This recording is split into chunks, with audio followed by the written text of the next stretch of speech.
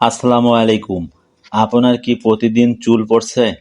আয়নার সামনে দাঁড়ালে মনে হচ্ছে মাথা ফাঁকা হয়ে যাচ্ছে, নখ ভেঙে যাচ্ছে বারবার, ত্বক হয়ে যাচ্ছে নিস্তেজ? তাহলে আজকের এই ভিডিওটি শুধুমাত্র আপনার জন্য। আজকে আমি আলোচনা করব ফ্লোরিস বায়োটিন ইউএসপি 1000 মাইক্রোগ্রাম ট্যাবলেট নিয়ে। আমরা জানব বায়োটিন আসলে কি, এই ওষুধ কিভাবে কাজ করে, কে খাবেন কে খাবেন না, সঠিক ডোজ কতটুকু, পার্শ্ব প্রতিক্রিয়া আছে কি না, এবং সর্বশেষ জানব গুরুত্বপূর্ণ সতর্কতা। তাই ভিডিওটি শেষ পর্যন্ত দেখবেন, আশা করি উপকৃত হবেন। বায়োটিন কি? বায়োটিন হলো একটি ওয়াটার সলুবলে ভিটামিন, যেটাকে ভিটামিন বি7 বা ভিটামিন এইচও বলা হয়। বায়োটিন আমাদের চুল, নখ, ত্বকের মূল উপাদান ক্যারোটিন তৈরিতে সাহায্য করে। ক্যারোটিন ছাড়া চুল দুর্বল হয়, নখ ভেঙে যায়। এই ওষুধের জেনেটিক নাম বায়োটিন ইউএসপি, আর ওষুধটি তৈরি করেছেন রেডিয়েন্স ফার্মাসিউটিক্যালস লিমিটেড। কে খাবেন? ১. যাদের প্রতিদিন অস্বাভাবিক পরিমাণে চুল পড়ছে, চুল পাতলা হয়ে যাচ্ছে। ২. যাদের বারবার নখ ভেঙে যাওয়া বা নখ পাতলা সমস্যা। ৩. ত্বকের উজ্জ্বলতা কমে গেলে, শুষ্কতা বাড়লে। ৪.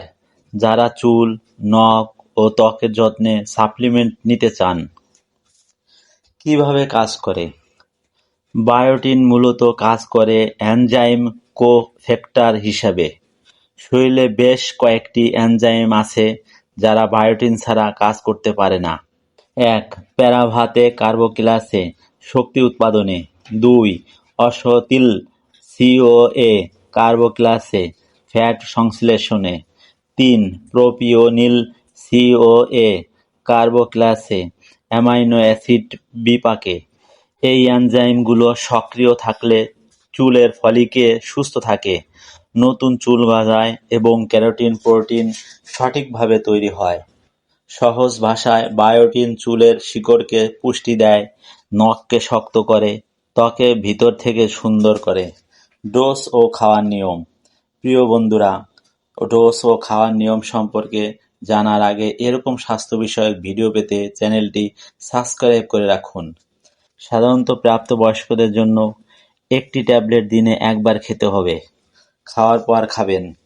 নিয়মিত ৩ থেকে ৬ মাস খেলে ভালো ফল পাওয়া যায়। অবশ্যই একজন চিকিৎসকের পরামর্শ অনুযায়ী সেবন করবেন। পার্শ্ব প্রতিক্রিয়া। বায়োটিন সাধারণত খুবই নিরাপদ, তবে কিছু ক্ষেত্রে বমি ভাব, পেটে অস্বস্তি, চুলকানি, র্যাশ ইত্যাদি দেখা দিতে পারে। অতিরিক্ত ডোজে ল্যাব টেস্ট এর রক্ত পরীক্ষা ভুল আসতে পারে। সতর্কতা। গর্ভবতী ও স্তন্যদানকারী হলে ডাক্তারের পরামর্শ নেবেন। থাইরয়েড ও হরমোনের টেস্ট করতে বায়োটিন বন্ধ করতে হতে পারে। অতিরিক্ত ডোজ নিজে থেকে নেওয়া যাবে না। এই ছিল আজকের ফ্লোরিস বায়োটিন 1000 মাইক্রোগ্রাম নিয়ে সম্পূর্ণ আলোচনা। সবাইকে ধন্যবাদ। সুস্থ থাকুন।